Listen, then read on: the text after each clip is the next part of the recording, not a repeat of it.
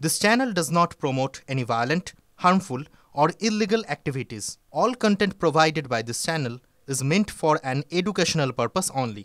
Top quality और consistent performance के लिए सिर्फ सिल्वर पंप्स नाम याद रखना।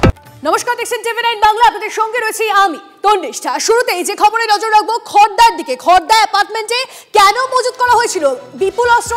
2026-এ বিধানসভা ভোটের জন্যই কি অস্ত্র মজুত করছিল মধুসূদন? পুলিশে যেটাই ধৃত জানিয়েছে তার এই কারবার দীর্ঘদিনের। কথা বলবো আমাদের প্রতিনিধি অনন্ত আমাদের সঙ্গে রয়েছে সরাসরি। অনন্ত, এই যে এত অস্ত্র উদ্ধার করা সম্ভব হয়েছে, এত অস্ত্র মজুত করা হয়েছে, মধুসূদন বলছে তার দীর্ঘদিনের কারবার, এটা কেমন ধরনের কারবার? একদম, এ শুধু 1-2 বছরের মধুসূদনের কারবার নয়, এ কারবার মধুসূদনের 15 থেকে 20 বছর ধরে এই অস্ত্র ব্যবসায় কারবারি করে আসছিল। ভদ্রলোকের সামনে ভদ্রলোকের আবেশ নিয়ে, অর্থাৎ সে ভদ্রলোক সেজে পিছনে তার এই অস্ত্র ভাণ্ডারে কারবার ছিল 15 থেকে 20 বছর। পুলিশ জানতে পারছে যে এর পিছনে, তার অস্ত্র ভাণ্ডারের পিছনে বড়সড় মাথার হাত আছে। কোন সেই বড়সড় মাথার হাত? কাদের উদ্দেশ্যে এই ব্যবসা করত? সামনে 2026 মধুসূদনের কোনো রাজনৈতিক পরিচয় রয়েছে? মজুত করছিল মধুসূদন। আপাতত এখনো কোনো রাজনৈতিক পরিচয় পুলিশ তদন্ত করে পায়নি। পুলিশ কিন্তু একটাই সন্দেহ পুলিশের, এর পেছনে বড় মদত আছে, না হলে এত অস্ত্র ভাণ্ডার সে তৈরি করতে পারে না।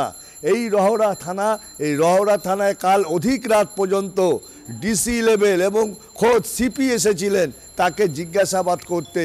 অধিক রাত পর্যন্ত তার জিজ্ঞাসাবাদ চলে, আবার এখনও তার জিজ্ঞাসাবাদ শুরু হয়েছে। কি কোথা থেকে এই অস্ত্র আনতো? পুলিশ নিশ্চিত এই অস্ত্রের ভাণ্ডার তার তৈরি করেছে সরাসরি মুঙ্গের যোগ। যে মুঙ্গের যোগের যে পাওয়া যাচ্ছে, যে পুলিশ তদন্ত করে পাচ্ছে মুঙ্গের যোগ, শুধু অস্ত্র নয়, যে লং রেঞ্জ রাইফেল পাওয়া গেছে ব্যারাকপুর শিল্পাঞ্চলে এতদিন ধরে যে অস্ত্র পাওয়া গেছিল, তার মধ্যে কিন্তু এই লং রেঞ্জে এত রাইফেল পাওয়া যায়নি। এরকম লং রেঞ্জের রাইফেল এই প্রথম পুলিশ উদ্ধার করলো। এই লং রেঞ্জের যে রাইফেল কারা ইউজ করতো, কারা নেবে, অর্ডার ছিল, আর সবই কিন্তু অর্ডারিং খোঁজে তদন্ত চলছে। অনেক ধন্যবাদ অনন্ত তোমায়। বড়সড় অস্ত্র ভাণ্ডারের পর্দাফাঁস কোথায়? আবার কোথায়? এই বাংলাতেই তো। কলকাতা থেকে খুব দূরেও বলা যায় না জায়গাটা খড়দা, শহরতলিই বলা যায়। আর সেখানে এই মারাত্মক কাণ্ড। ফ্ল্যাটের মধ্যে অস্ত্রের পাহাড়, গুলি, বন্দুক, কিছুই তো বাদ নেই। যা যা পেয়েছেন তদন্তকারীরা তার তালিকা লম্বা চওড়া। বলতে বসলে সত্যি শেষ করা মুশকিল। কি নেই মধুসূদনের সেই ডেরায়? অস্ত্র দিয়ে সাজানো গোছানো সংসার পুরো।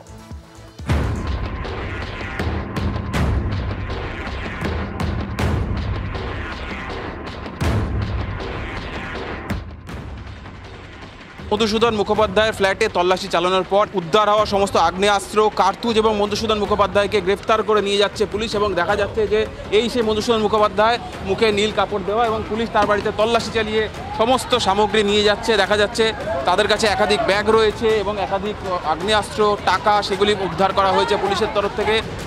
এভাবে ফ্ল্যাটের মধ্যে যে এত আগ্নেয়াস্ত্র, গুলি, বন্দুক রাখা যেতে পারে ভাবতে পারছেন না কেউই। এর আগে ঘরের মধ্যে টাকার পাহাড় দেখেছে বাংলা, অস্ত্রের পাহাড় দেখা বাকি থাকবে কেন?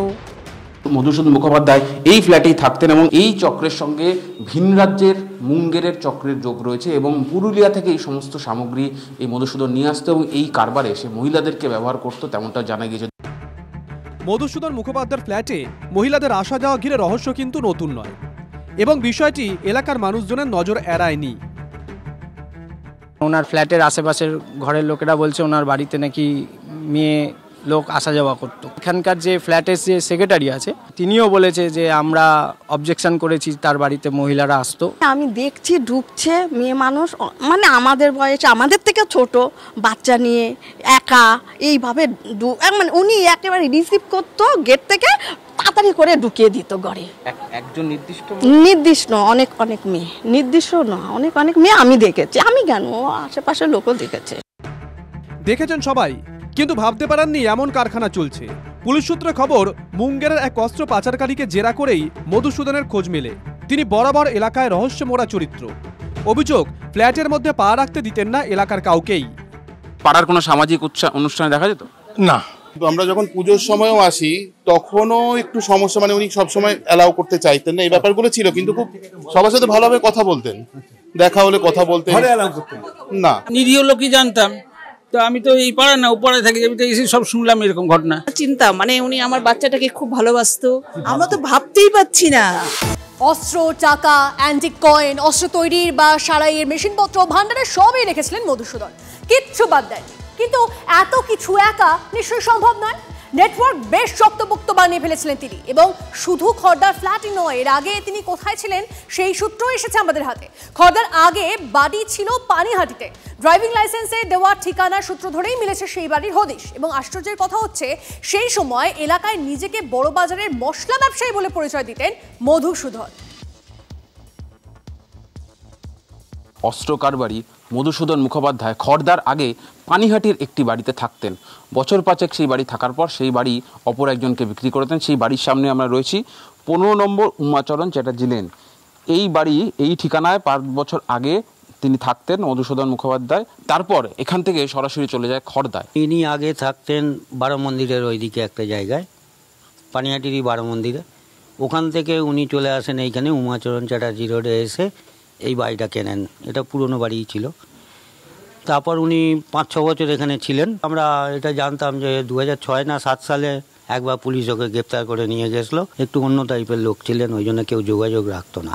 এই মধুসূদন দীর্ঘদিন ধরেই অস্ত্র কারবার চালাচ্ছে, হচ্ছে 2006-এর আগে থেকে। বর্তমানে আরও বড় হয়ে উঠেছে তার ব্যবসা। সুতরাং এই তার নিজস্ব নেটওয়ার্ক, নিজস্ব এজেন্ট রয়েছে, নিজস্ব মিডলম্যান রয়েছে, হ্যান্ডলার রয়েছে, যাদের মাধ্যমে সে এই ধরনের অস্ত্রের কারবার চালাতো। এই মধুসূদনের কীর্তিকাণ্ড যে দূর দূর পর্যন্ত ছড়িয়ে, এ তো বোঝাই যাচ্ছে। কত দূর পর্যন্ত ছড়িয়েছে তার হাত, এখন সেটাই খতিয়ে দেখছে তদন্তকারীরা। তবে এই সব কিছুর মধ্যে রাজনীতি ঢুকবে না তা হয়? 26-এর আগে এই অস্ত্র কারবারি পর্দাফাঁস ঝড় তুলেছে রাজ্য রাজনীতিতে। এটা তো অলরেডি সামনে ইলেকশন আসছে, তার জন্য অ্যাডভান্স প্রিপারেশন শুরু হয়ে গেছে। মুঙ্গেরে যারা অস্ত্র বানায় তারা সব পশ্চিমবাংলা নিজে চলে আসে। মমতা ব্যানার্জির সেই ঐতিহাসিক বক্তব্য, আরে তুই তো বোমা বাঁধিস, তো সেই রাজ্যে বোমাগুলি, বন্দুক, কার্তুজ এগুলো আবিষ্কার হবে না কি ফুল আবিষ্কার হবে? খোঁজ নেন, যারা যুক্ত আছে দেখবেন তৃণমূলের নাম্বার হবে।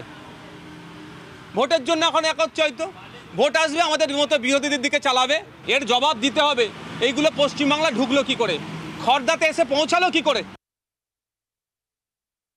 ওখানে যদি কোনো চক্র অন্য রাজ্য থেকে কিছু সমাজবিরোধী অস্ত্র আনে, বাংলায় খারাপ কাজ করে, বাংলাকে খারাপ ধারণা করার জন্য, নেগেটিভ খবর তৈরি করার জন্য, পুলিশ খবর পেয়ে সেগুলো যদি উদ্ধার করে, সে তো ভালো কথা।